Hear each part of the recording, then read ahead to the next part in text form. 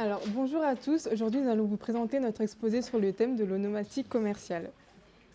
Alors, pour l'introduction, on va vous définir ce que c'est l'onomastie commerciale et le color naming. Ensuite, on va passer par la revue de littérature et enfin l'étude qualitative. Alors, le terme onomastie commerciale correspond à l'ensemble des noms qui circulent dans la sphère commerciale. Donc, ça peut être des noms de marques, de produits, de gammes, de lignes, de services, mais aussi les noms d'enseignes et de magasins. Et dans l'onomastie commerciale, on retrouve différentes manières originales de nommer un produit. Donc, tout d'abord, il y a le naming qui va consister à désigner le processus de création et de choix d'un nom pour un produit, un service, une marque ou une entreprise. Et lorsque cette démarche concerne un produit, on parle tout simplement de product naming. Donc, il y a aussi la stratégie de color naming qui pourrait se traduire en français par le nom de couleur utilisé comme dénomination commerciale d'un produit. Il y a beaucoup d'autres manières de nommer un produit. Les marques utilisent aussi parfois des chiffres pour nommer leurs produits. Et enfin, d'autres fois, les marques cherchent à cibler une clientèle spécifique et cela se retranscrit dans le nom. Par exemple, nous pouvons avoir des noms à connotation gothique.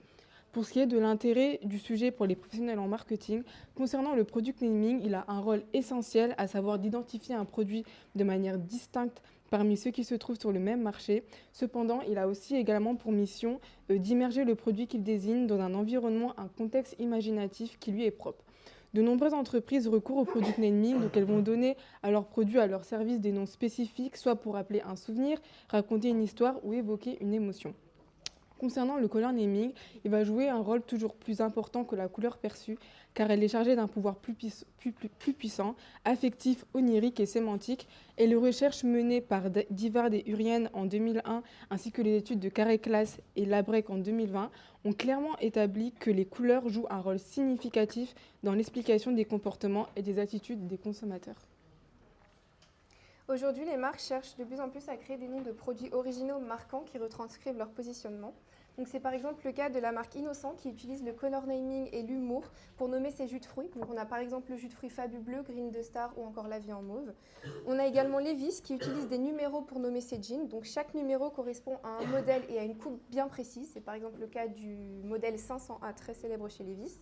Et on a également des marques qui ciblent une clientèle spécifique. Donc c'est par exemple le cas de la marque Gotina qui a créé une robe Angel's Fall pour la clientèle gothique. Et on a également la marque Mattel, enfin le groupe Mattel, qui a créé des poupées nommées Monster High, encore une fois à destination des gothiques. En ce qui concerne les chiffres, l'étude de Nielsen révèle que 59% des consommateurs mondiaux préfèrent acheter des produits de marques qu'ils connaissent, ce qui souligne l'importance de créer des noms de produits mémorables. Et ensuite, l'étude de LabBrand révèle que 77% des consommateurs sont plus susceptibles de s'attacher à une marque si le nom du produit est unique et mémorable. Donc tout cela nous amène à nous poser une question. Donc, dans quelle mesure l'utilisation d'une stratégie de communication centrée sur le product naming gothique favorise d'un côté un sentiment d'inclusion sociale et d'un autre côté un sentiment de discrimination, et quelles sont les conséquences pour la marque? Voici nos références bibliographiques. Donc maintenant concernant le plan de la revue de littérature, donc dans une première partie on va voir l'originalité du color naming qui participe à l'intention d'achat avec l'influence des noms génériques fantaisistes et l'influence des noms humoristiques. Et dans une deuxième partie on va voir l'effet du color naming et du color product sur l'attitude du consommateur envers celui-ci avec l'influence des noms atypiques faible haute ambiguïté vs les noms typiques communs et l'influence de l'émotion et de la psychologie. Donc première partie, l'originalité du color naming participe à l'intention d'achat. Donc afin de créer un nom unique et percutant, les marques sont de plus en plus nombreuses à utiliser le color naming pour nommer des produits ou leurs marques. Mais les marques ne s'arrêtent pas au fait de simplement nommer des produits avec une couleur. Elles vont plus loin afin de trouver des noms originaux en utilisant des noms de couleurs dans le but d'augmenter l'intention d'achat. Donc les noms donnés aux couleurs des produits peuvent impacter le processus d'achat. Donc en effet, l'étude de Skorenko, Kremer, L et Lane consiste à se demander dans quelle mesure les stratégies de dénomination ont un impact sur le comportement des consommateurs. Donc pour effectuer ce travail, ils ont examiné si le nom donné à la couleur d'un produit influence l'appréciation d'un produit. Donc ainsi, ils prennent en compte deux variables, donc le nom générique d'une couleur et le nom fantaisiste d'une couleur. Donc par nom générique, ils entendent des noms classiques tels que marron, vert et bleu, et par nom fantaisiste, ils pensent à des noms tels que mocha, sauge ou océan. Donc pour effectuer ces recherches, ils ont pris un échantillon de 33 personnes et ils ont décidé de prendre donc trois couleurs, le marron et le vert car ce sont des couleurs neutres, et le bleu car il a été démontré dans d'autres études que c'est une des couleurs primaires qui est préférée par la population en général. Ainsi, pour vérifier leurs hypothèses sur l'influence des noms de couleurs et sur les intentions d'achat, ils ont posé un tas de questions à un panel sur leurs préférences d'achat. Donc, ils proposaient dans l'expérience 2 nuances de couleurs pour des serviettes. L'une avait un nom générique, donc le marron, et l'autre avait un nom fantaisie, mocha. Et donc ainsi, ils ont constaté que les participants avaient des attitudes préférentielles en matière de couleurs envers des produits non fantaisistes. Donc ainsi, le panel serait prêt à payer plus cher et à considérer davantage l'achat d'un produit avec un nom fantaisiste, mais aussi à payer plus cher. L'hypothèse de départ est donc validée. La dénomination des couleurs de produits influence le comportement des consommateurs. Donc ainsi, pour les implications managériales, donc on peut conseiller aux entreprises de privilégier des noms fantaisistes lorsqu'elles nomment leurs produits. Ensuite, notre petit 2 s'intéresse à l'influence des noms humoristiques. Donc l'étude de Ruot et Urien s'intéresse aux facteurs qui pourraient augmenter l'intention d'achat ou entraîner une attitude positive à l'égard d'un nom de produit coloré. Donc pour cela, 2 variables pour expliquer ces phénomènes. Donc selon eux, premièrement le type d'humour I ou S, et ensuite la congruence de la couleur du produit avec sa catégorie. Donc pour définir le type d'humour, on a un premier type d'humour, donc qui est l'humour de type I, qui est basé sur la théorie de l'incongruité ou la théorie intellectualiste. Dans ce cas, l'humour nécessite un effort mental assez poussé. On a par exemple l'exemple de renversant pour un jus de fruits vert. Ensuite, on a l'humour de type S qui est basé sur la théorie de l'activation sécurité ou du soulagement. Donc là, c'est un humour compréhensible relativement facilement, nécessitant un cheminement cognitif plus léger. Donc là, l'exemple, c'est encore une fois envie d'un petit verre pour un jus de fruits vert. Pour ce qui est du cadre expérimental, pour définir quel type de nom pourrait influencer l'intention d'achat du produit, pour les besoins de l'étude, il y a eu la création de 12 bouteilles. Le design de recherche finale repose sur un plan factoriel 4x3, c'est-à-dire 4 couleurs et 3 types de dénominations colorées. Donc pour les 4 couleurs, on a le orange, le bleu, le vert et le mauve. Et ensuite pour les types de dénominations colorées, donc on a un mécanisme utilisant l'humour de type I, un mécanisme utilisant l'humour de type S et un mécanisme utilisant aucun humour. Pour l'échantillon, Innocent cible une clientèle jeune, donc l'échantillon est composé d'une population jeune et scolarisée en études supérieures. La moyenne d'âge est de 19,66 ans. L'échantillon est composé de 56,7% de femmes pour un total de 1432 individus. Au total, 12 hypothèses ont été posées dans cette étude, 4 hypothèses principales, donc H1, H2, H3, H4, qui se déclinent chacune en 3 hypothèses A, B et C. La déclinaison des hypothèses repose simplement sur la variation du type d'humour utilisé, donc aucun humour, type I et type S. Donc pour les hypothèses H1, donc elles s'intéressent principalement à l'influence du type d'humour sur l'attitude du consommateur envers le nom de produits colorés. Et les hypothèses H2 s'intéressent à l'influence du type d'humour sur l'intention d'achat du produit au non coloré. Pour ce qui est des résultats, toutes les hypothèses de H1 ont été validées, ce qui démontre qu'il est intéressant d'utiliser l'humour pour donner un nom de produit coloré afin d'entraîner une attitude favorable envers le nom du produit, sachant que l'humour de type S est préféré à celui de type I. Pour H2, l'étude révèle qu'il est plus intéressant de donner un nom de produit non humoristique pour augmenter l'intention d'achat, à l'inverse de ce qui était attendu. Mais en cas d'utilisation de l'humour, c'est l'humour de type S, encore une fois, qui est préféré et qui génère une intention d'achat plus élevée. Ensuite, en ce qui concerne les hypothèses H3 et H4, donc H3 s'intéresse ici, comme H1, à l'influence du type d'humour sur l'attitude du consommateur, mais vient ajouter la notion de congruence entre la couleur du produit et la couleur de sa catégorie. H4 s'intéresse, comme H2, à l'influence du type d'humour sur l'intention d'achat du produit, mais vient ajouter la notion de congruence, encore une fois, entre la couleur du produit et la couleur de sa catégorie. Pour ce qui est des résultats, H3 démontre que le degré de congruence a réellement une influence sur l'attitude du consommateur à l'égard du nom du produit, selon le type d'humour utilisé, et l'humour de type S est encore une fois préféré, surtout lorsqu'il existe une incongruence entre la couleur du produit et la couleur de sa catégorie. Pour H4, les résultats sont plus nuancés puisque l'utilisation de l'humour n'engendre pas spécialement une intention d'achat plus élevée, peu importe le degré de congruence, mais encore une fois, si l'humour est utilisé, les répondants préfèrent l'humour de type S. Et pour finir sur les implications managériales, donc si les professionnels du marketing souhaitent utiliser l'humour, il faut privilégier un humour de type S. Il est également important de noter que l'humour de type I, nécessitant une plus grande réflexion, ne produira pas forcément l'effet escompté et qu'il pourrait même dégrader l'intention d'achat. Et enfin, l'utilisation de l'humour de type S est essentiellement efficace lorsqu'il existe une incongruence entre la couleur du produit et la couleur de sa catégorie. Donc maintenant, on passe au grand 2 petits 1, donc l'influence des noms atypiques faibles haute ambiguïté vs les noms typiques communs. Donc moi, mon article, il explique l'influence de la dénomination des couleurs sur l'attitude des consommateurs envers le produit. Et en fait, toute l'étude de mon article, elle utilise la théorie de l'incongruence des schémas pour analyser les effets des noms de couleurs avec une simplicité, une ambiguïté différente. Moi, concernant l'échantillon qui est dans mon article, en fait, il y en a 5 différents, parce qu'en fait, chaque hypothèse a été testée dans chacune des 5 études. Donc, par exemple, H1, il a été testé dans l'étude 1 et 2, H2 dans l'étude 3, etc. Donc, j'ai fait une moyenne, et en moyenne, il y a environ 150 étudiants par étude. Donc, voici mon modèle conceptuel qui présente 4 variables.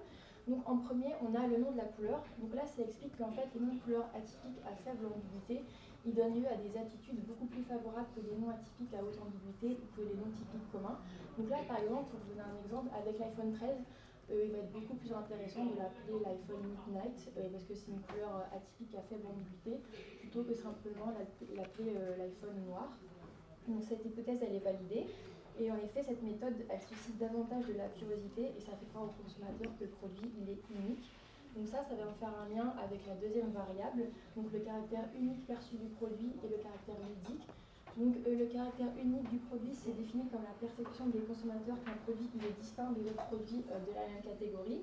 Et l'aspect ludique du produit se définit comme la capacité d'un produit à attirer l'attention des consommateurs, à évoquer leur intérêt et leur curiosité. Donc en fait là, cette recherche, elle est une hypothèse que par rapport aux noms communs typiques, les noms de couleurs atypiques à faible ambiguïté qui se traduisent par des perceptions plus fortes de l'unicité et du caractère ludique du produit, qui contribuent tous deux à améliorer les attitudes envers les produits. Et là, cette hypothèse, elle est également validée. Ensuite, la troisième variable, c'est l'importance de l'attribut de couleur. Donc là, en fait, quand la couleur, elle occupe une position plus élevée dans le processus de prise de décision, lorsqu'elle est l'attribut principal du produit. Donc là, par exemple, les consommateurs, ils peuvent préférer des produits avec des noms de couleurs typiques parce que ces noms, ils sont plus familiers. Donc là, pour vous donner un exemple, pour les colorations de cheveux, on veut être sûr d'avoir une couleur qui est familière parce que c'est un produit où on veut être sûr de ne pas se tromper. Et donc là, l'attitude du conso, elle est beaucoup plus favorable. Mais là, au contraire, lorsque la couleur est un attribut secondaire du produit, là, elle va servir principalement de décoration. Donc là, dans ces circonstances, les noms de couleurs créatifs évoquent des sentiments de nouveauté et d'intérêt. Donc ici, les noms de couleurs atypiques sont plus favorables que les noms typiques. Donc pour reprendre un exemple, par exemple, de l'iPhone 13, l'attribut principal de l'iPhone, c'est pas la couleur. Donc là, c'est juste un attribut secondaire et cette hypothèse, elle est également validée. Et pour terminer, on a la valence du nom de la couleur. Donc là, en fait, les auteurs ils expliquent que lorsqu'un individu il est de bonne humeur, il souhaite garder cette bonne humeur et donc réfléchir le moins possible. Donc dans ces cas-là, les noms de couleurs atypiques à faible ambiguïté ils vont être plus favorables que ceux à haute ambiguïté parce qu'ils ne doivent pas réfléchir. Et au contraire, quand un consommateur il est de mauvaise humeur, il va vouloir casser cette spirale et donc préférer les objets avec un nom atypique à haute ambiguïté parce que pour lui, ils ont une plus grande rareté et ça sera une occasion d'améliorer leur humeur. Et cette hypothèse, elle est validée. Donc pour ce qui est des implications managériales, les managers doivent identifier l'importance de l'attribut de couleur pour le produit promu afin de déterminer comment nommer la couleur du produit.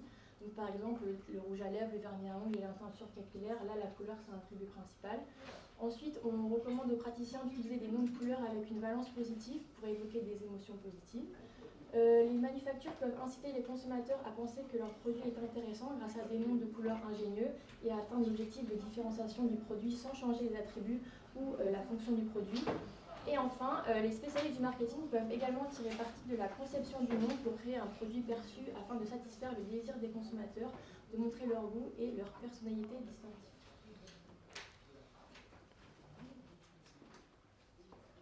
Alors, on va maintenant passer à la deuxième partie qui est l'influence de l'émotion et de la psychologie. Donc, en plus du product naming et du color naming, la couleur du produit peut avoir un impact sur l'attitude du consommateur envers celui-ci en fonction de l'image que cette couleur renvoie. Donc, en effet, l'étude de Ioannis, Darrell et Skyler explique comment les propriétés associatives de la couleur rouge sont liées à une vision indépendante de soi et l'impact que cela a sur le traitement des messages publicitaires et la persuasion d'achat. Donc, ils expliquent que le soi indépendant va se caractériser par une focalisation sur ses propres objectifs, tandis que le soi interdépendant se caractérise par la connexion à la poursuite d'objectifs relationnels. Pour cela, ils ont mené 4 études. Ils ont donc mis en place ce modèle conceptuel qui a 4 variables. Donc la première qui est la congruence entre la couleur et l'image de soi. Donc ce signifie que la couleur rouge comporte des propriétés associatives qui s'alignent sur les principes de motivation liés au soi. Donc par exemple, dans l'une des études qu'ils ont menées, ils ont fait passer 2 publicités sur le dépistage du diabète avec un arrière-plan rouge. Donc la première axée sur les avantages personnels de passer ce test et la deuxième axée sur l'avantage non seulement pour le spectateur de passer ce test, mais aussi pour sa famille. Ils ont constaté en fait que les intentions comportementales des participants de se conformer à la position préconisée par la publicité sont renforcées lorsque l'arrière-plan rouge de la publicité est assorti d'une image de soi indépendante. Pour ce qui est des autres variables, il y a la fluidité de traitement, la croyance sur la publicité perçue et enfin les intentions comportementales. Donc ce modèle, il explique que les principes psychologiques ancrés dans le soi de la couleur rouge ainsi que les connotations de la couleur rouge qui peuvent être liées au danger, à l'amour ou encore à l'énergie, à des effets de congruence et de fluidité de traitement. Ils ont considéré leur impact sur la crédibilité de la publicité et les intentions comportementales. Donc ainsi, pour vérifier leur hypothèse et afin de déterminer si et dans quelle mesure la couleur rouge peut être associée à des mots utilisés pour décrire les caractéristiques d'une orientation indépendante de la construction de soi. Ils ont mené une étude auprès de 112 étudiants, donc 59 femmes et 53 hommes d'une université publique qui ont dû indiquer sur un ordinateur dans quelle mesure chaque couleur était associée à 8 paires de mots classés au hasard et correspondant à des termes synonymes de construction de soi. Donc les 2 couleurs choisies étaient le rouge et le bleu, car elles sont 2 couleurs qui évoquent des connotations contraires, donc le rouge qui est lié à la couleur chaude et le bleu à une couleur froide. Elles ont des effets physiologiques et comportementaux différents sur les humains. Et enfin, elles sont couramment utilisées dans le marketing et ont tendance à produire des effets opposés. Donc la première hypothèse, c'était que les associations évoquées par la couleur rouge seront plus cohérentes avec une personne qui se caractérise par une focalisation sur ses propres objectifs, par opposition à une personne qui se caractérise par la connexion à la poursuite d'objectifs relationnels. Et à la suite de l'étude, la couleur rouge était plus étroitement associée à l'indépendance, tandis que la couleur bleue était plus étroitement associée à l'interdépendance. Donc cette hypothèse est validée. Concernant la deuxième hypothèse, les participants exposés à des combinaisons en congruence entre la couleur du produit et l'image de soi, donc rouge, indépendance, vont traiter les stimuli avec plus de fluidité que lorsqu'ils utilisent des combinaisons incongrues entre la couleur du produit et l'image de soi. Et cette hypothèse est encore validée car à la suite de l'étude, la concordance entre des associations compatibles réduit les temps de réponse et améliore la fluidité de traitement. Pour ce qui est de l'hypothèse 3, donc il explique que les participants exposés à des combinaisons en congruence entre la couleur du produit et l'image de soi vont déclarer des intentions comportementales plus favorables que lorsque ce sont des combinaisons qui sont incongrues entre la couleur du produit et l'image de soi. Donc cette hypothèse a encore été validée. Et pour ce qui est de la dernière, les effets différentiels sur les intentions comportementales des participants à l'exposition à un stimuli publicitaire en congruence entre la couleur du produit et l'image de soi ou non seront influencés soit par la fluidité du traitement et à son tour par la crédibilité perçue de la publicité.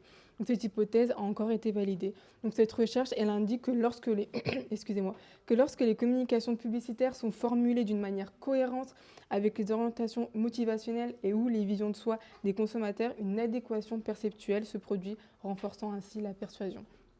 Pour ce qui est des implications managériales, alors des possibilités s'offrent aux responsables marketing qui souhaitent influencer le sentiment des consommateurs à l'égard d'un produit ou d'une marque en employant des stratégies basées sur la couleur en combinaison avec des facteurs de perception de soi dans d'autres contextes marketing tels que l'emballage, la conception du produit ou encore l'étiquetage. Et par exemple, le résultat suggère que les produits individualistes vs collectivistes peuvent être évalués plus favorablement lorsqu'ils sont colorés en rouge et ou promus à l'aide de schémas de couleurs publicitaires à prédominance rouge.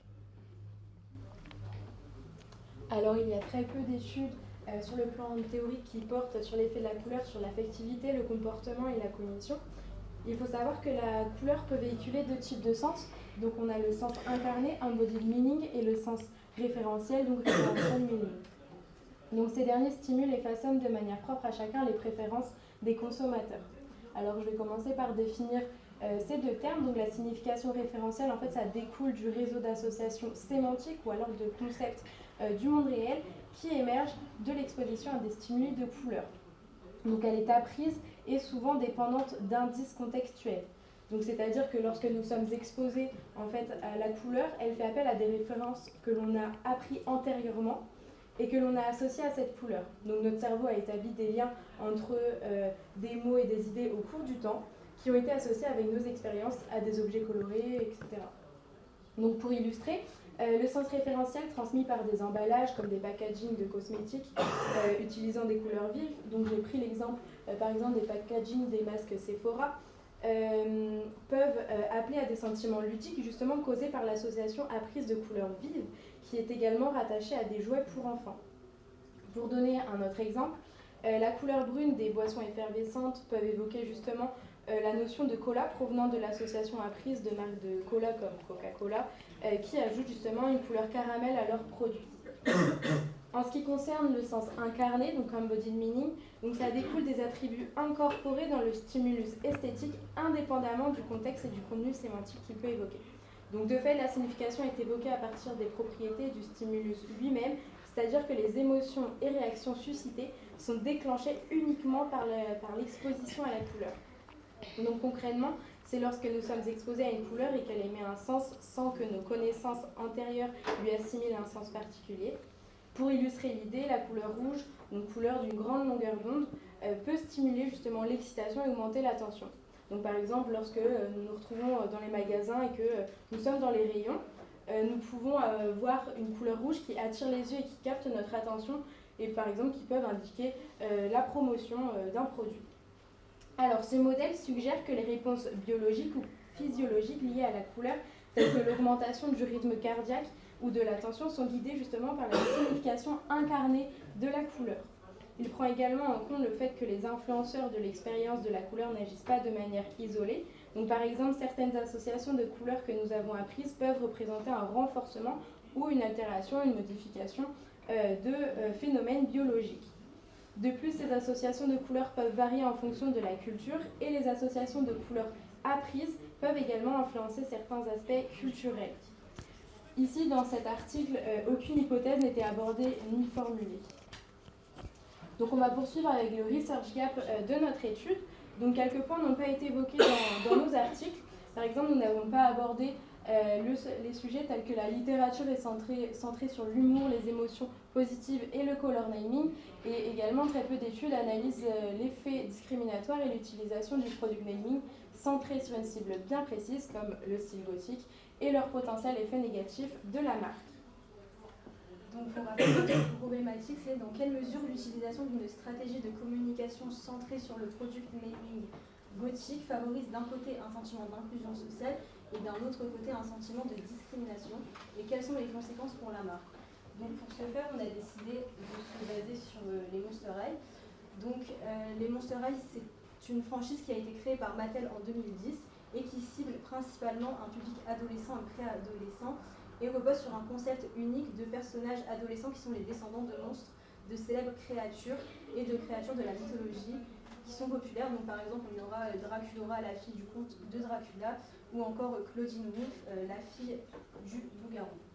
Donc la franchise est connue pour ses conceptions de personnages uniques et colorés, promouvant des thèmes d'acceptation de soi, de diversité et d'inclusivité. Alors, afin de répondre à notre problématique, nous avons établi le modèle conceptuel suivant. Donc, l'idée est de s'intéresser à l'influence des émotions négatives perçues par les consommateurs face à un nom de produits ciblant les gothiques. Donc, ces émotions négatives peuvent être influencées soit par les normes sociales, qui vont se manifester par le boycott, la haine envers la marque ou encore le bouche à oreille, l'ambiguïté qui signifie lorsqu'on ne sait pas vraiment ce qu'un mot signifie, qui va se manifester par le boycott de la marque, la discrimination qui se manifeste par le boycott et la haine envers la marque, et enfin l'éthique qui va se manifester par le boycott et la haine envers la marque. Donc, pour l'élaboration de notre guide d'entretien, nous avons dégagé 3 thèmes principaux en lien avec notre modèle conceptuel. Donc, le premier, c'est les émotions négatives. Le thème 2, c'est ambiguïté, discrimination, éthique. Et le thème 3, c'est sur le comportement, donc boycott, haine de la marque et bouche à oreille. Donc, concernant la méthodologie, on a effectué des entretiens semi-directifs en utilisant le principe de la suffisance théorique. Donc là, on a une majorité de femmes, avec 3 femmes et 2 hommes, et on a des âges allant de 21 à 65 ans, même si on a une majorité de personnes de plus de 50 ans. Donc ensuite, on a pu analyser le contenu de nos entretiens. Donc les entretiens ont révélé une indifférence à l'égard du nom du produit, puisque la majorité des répondants ont affirmé qu'ils ne faisaient pas forcément attention au nom du produit, mais plutôt à son utilité ou à la marque. Pour citer un des répondants, je vais acheter un produit pour son utilité et non pour son nom. Pour notre thème 1, en ce qui concerne les émotions négatives, on a notamment le dégoût, qui est une émotion qui est revenue fréquemment. Je cite, « Je ressens des émotions négatives, le dégoût ». Et les répondants ont également souligné l'idée de crainte, de froideur que l'on peut associer à la peur. Donc encore une fois, je cite, « Un effet de froid un peu glacial, elles font peur ». Comme nous l'attendions, ce ne sont uniquement que des émotions négatives qui ont été révélées par les entretiens. Pour le thème 2, les répondants ont révélé une idée de curiosité qui attire les répondants à se demander à quoi pourraient correspondre ces noms qui ciblent les gothiques. Donc je cite, « Je me demanderai ce que ça veut dire, je me dirai pourquoi. Ça va m'attirer de vouloir en voir plus pour comprendre. » C'est un concept qui est déjà présent dans les littératures et présenté par Xu et Xiang en 2020, qui indique que les noms de couleurs atypiques à faible ambiguïté suscitent davantage de curiosité et que les noms de couleurs créatives évoquent des sentiments de nouveauté et d'intérêt. Les entretiens ont également révélé une notion d'étonnement à propos des noms à connotation gothique. Donc je cite, « Des fois je vais me dire c'est bizarre ». On comprend alors que les répondants sont étonnés par l'utilisation de ces noms et qu'ils ne comprennent pas toujours. Un autre sous-thème a été mis en lumière par les répondants, celui de l'inclusion. À l'inverse de ce que nous attendions, les personnes interviewées sont ouvertes à l'idée d'utiliser des noms à connotation gothique qui ciblent cette clientèle précise. Selon eux, c'est une bonne chose puisque cela permet de valoriser cette cible et de leur apporter de la considération. Donc je cite, « Je trouve que ça va les valoriser ». Cette idée a été assez contrastée puisque d'autres répondants ont souligné l'idée de discrimination envers cette cible. Je cite encore une fois un des répondants, « Je pense que ça peut être discriminatoire vis-à-vis des gothiques ». Au sujet des normes sociales, nous avons posé la question suivante. Comment pensez-vous que votre entourage réagirait s'il vous voyait acheter des produits à connotation gothique ? Une grande partie des répondants ont souligné une notion d'incompréhension de la part de leurs proches. Je cite, « Ils ne vont pas comprendre car je n'achète pas ça d'habitude. Cela révèle une notion de non-conformité par rapport aux normes de consommation habituelles. » Et enfin, pour le thème 3, nous avons pu relever que l'intention d'achat n'était pas forcément liée au nom du produit. Donc je cite encore une fois, « Ce n'est pas le nom du produit qui fait le produit par lui-même, ce n'est qu'un nom. » Selon les réponses, un nom de produit à connotation gothique n'aurait donc aucune influence sur l'intention d'achat. Et de la même manière, les répondants sont prêts à recommander un produit à connotation gothique sans tenir compte du nom, tant que le produit est intéressant. Je cite, « Ce n'est pas parce que c'est un produit à connotation gothique qu'il ne peut pas me satisfaire et que je ne peux pas le recommander à mon entourage. » Il y a donc ici une notion de bouche à oreille qui s'est révélée positive à l'inverse de ce que nous attendions, puisque nous attendions un bouche à oreille négatif. Donc à l'issue de notre étude qualitative, nous avons modifié notre modèle conceptuel. Donc le product naming gothique suscite donc soit de l'indifférence, soit des émotions négatives. Donc l'indifférence va engendrer un comportement d'inclusion. Et de ce fait, plus je suis indifférent face à un nom de produit à connotation gothique, plus je vais voir le product naming comme inclusif ou comme un type de communication inclusive. Et de ce fait, l'intention d'achat et le bouche à oreille ne seront pas liés au nom du produit. En ce qui concerne l'émotion négative, elle peut se traduire notamment par la norme sociale, c'est-à-dire l'incompréhension des proches due à leur achat et le bouche à oreille selon les recommandations. Il va susciter également de l'ambiguïté, c'est-à-dire de l'interrogation ou de l'étonnement, et va susciter de la discrimination, c'est-à-dire que leur style de vie est pris en considération. Ainsi, ils vont toucher le bouche à oreille de manière positive et également l'intention d'achat.